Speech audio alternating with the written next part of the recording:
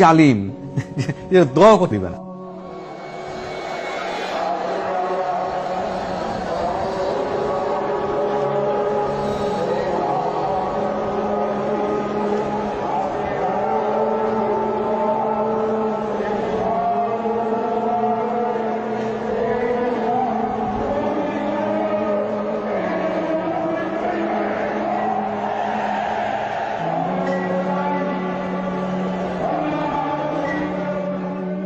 দুপুর থেকে ঢাকার বিভিন্ন পয়েন্টে অবস্থানকারী হেফাজত কর্মীরা মতিঝিলের দিকে আসতে থাকে।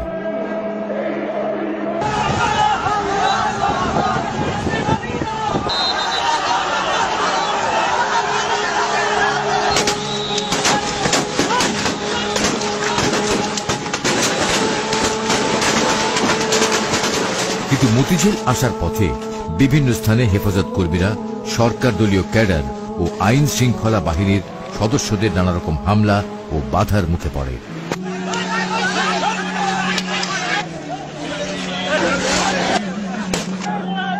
সবচেয়ে ভয়াবহ হামলা করা হয় মতিঝিলের প্রবেশ মুখ পল্টন এলাকায়। এখানে পুলিশ, র্যাব ও আওয়ামী সন্ত্রাসীদের ত্রিমুখী হামলায় হেফাজত কর্মীরা দিশেহারা হয়ে পড়ে।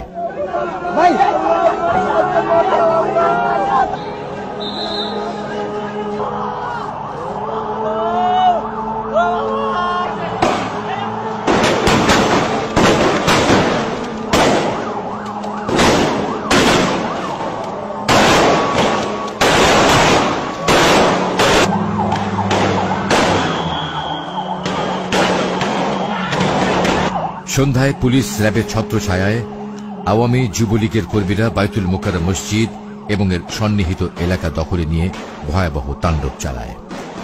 পল্টন এলাকার অফিস, ব্যবসা প্রতিষ্ঠানে ভাঙচুর, লুটপাট ও অগ্নিসংযোগ করে ত্রাসের রাজত্ব সৃষ্টি করে।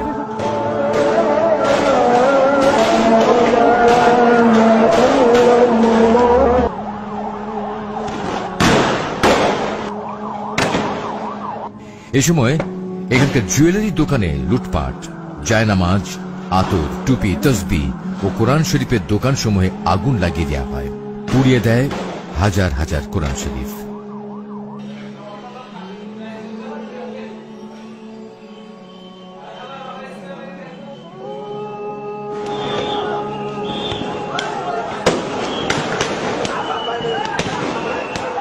পুলিশ ও আওয়ামী সন্ত্রাসীদের হামলায় সমাবেশে আসার পথেই অন্তত 20 হেফাজত কর্মী নিহত হয়।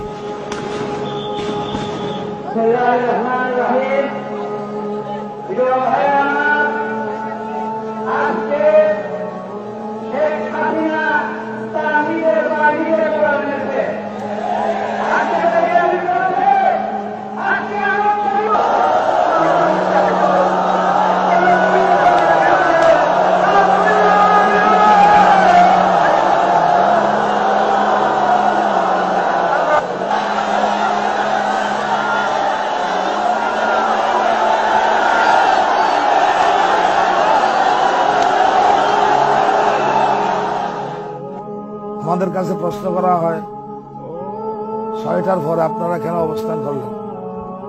পুলিশ বাহিনী, র্যাব এবং আওয়ামী ফেডাররা তাদের দেয়া টাইমের ভিতরে আমাদের 20 জনের মতো মানুষকে তারা নিহত করেছে। যেখানে আমাদের এত নেতাকর্মী শহীদ হয়, নিহত হয়, তাদের রক্তের বদলায় সেই প্রতিবাদে আমরা কি একটা রাত অবস্থান করতে পারি না?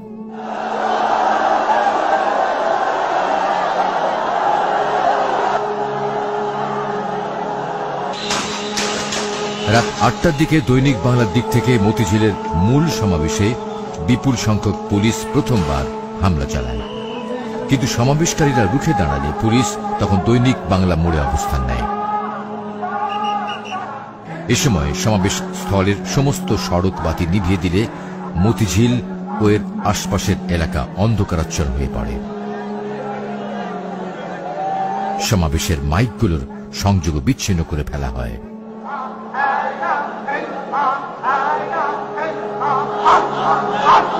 সমাবেশ থেকে বলা হয়, তাদের নেতা আল্লামা শফি মতিঝিলে এসে পরবর্তী কর্মসূচি ঘোষণা না করা পর্যন্ত তারা মতিঝিল এলাকা ত্যাগ করবেন না। আল্লামা শফি তখন মূলত লালবাগে আইন শৃঙ্খলা বাহিনীর নজরদারিতে আটকে গেছেন। আমি যাওয়ারও পরিবেশ ছিল না, তারপরে আমি কোনো মতে চলে গেছি আগে, এবং আমার ফরফরি হজরত যাওয়ার কথা 1 মাইল 1.5 মাইল চলে গেছে। ক্যাডারদের এই নাশকতার কারণে যাওয়ার পরিবেশ ছিল না।